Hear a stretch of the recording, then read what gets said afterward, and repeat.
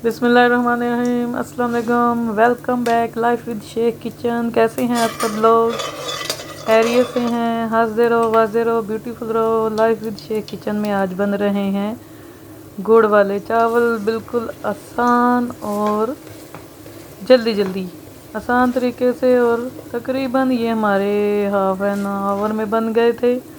आधा घंटा लगा था। उसके लिए हमने देसी घी लिया। देसी घी में हमने इलायची पाउडर को हल्का सा फ्राई किया और हाफ के जी इसमें गुड़ डाल दिया मेल्ट होने के लिए। साथ ही हम इसमें हाफ कप पानी डाल लेंगे ताकि हमारा गुड़ जल्दी से मेल्ट हो जाए। और साथ हमने अपने हाफ के जी चावल भी बॉयल कर लिए थे।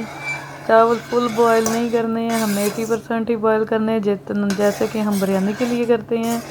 ये देखें, गुड़ सारा मेल्ट हो गया था। इसके अंदर जो पानी डाला था वो भी ड्राई हो गया था। अब ये सिर्फ गुड़ और देसी घी है।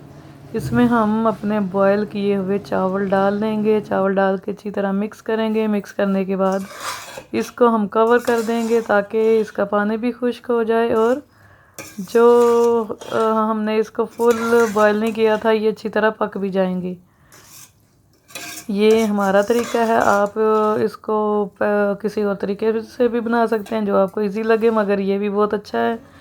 और बहुत जल्दी बन गए थे हमारे चावल, आपके सामने ही है। इसके साथ ही हम इसमें गिरी मेवा बादाम, आपको जो कुछ पसंद है आप डाल सकते हैं।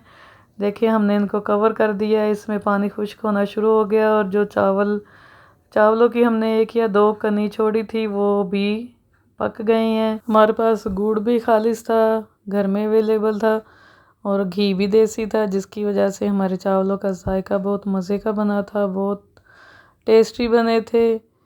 आप भी इसमें खालिश गुड़ डालें और देसी घी का इस्तेमाल करें ताकि आपके चावल भी बहुत अच्छे बने।